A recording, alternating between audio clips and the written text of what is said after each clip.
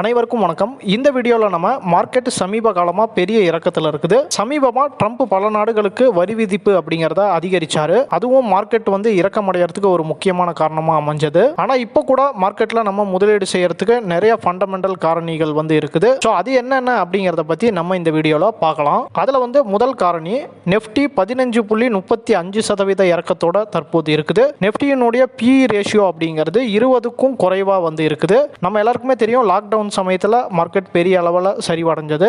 So அந்த சமயத்தில் பார்த்தீங்கன்னா என்ன பிஇ ரேஷியோ வந்துச்சோ அந்த பிஇ ரேஷியோ தற்போது வந்திருக்கு.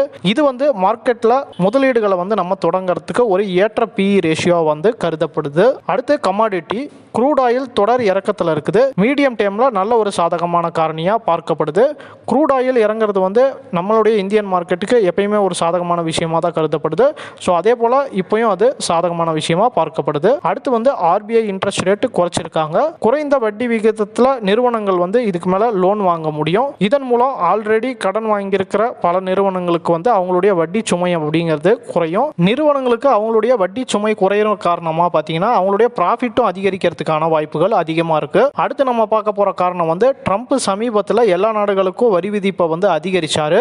இந்தியாவுக்கும் வரியை அதிகரிச்சாரு. ஆனால் தற்போது பார்த்தீங்கன்னா தற்காலிகமாக அதை நிறுத்தி வச்சிருக்காரு. ஸோ இதனால தான் அது மார்க்கெட்டுக்கு சாதகமான விஷயமா பார்க்கப்படுது. அடுத்த காரணம் நம்ம பங்கு சந்தையில் இருக்கிற இந்திய நிறுவனங்களுடைய ப்ராஃபிட் அண்ட் ரெவென்யூ வரக்கூடிய காலங்களில் நல்லா இருக்கும் அப்படின்னு சொல்லி அனலிஸ்ட் கணிச்சிருக்காங்க.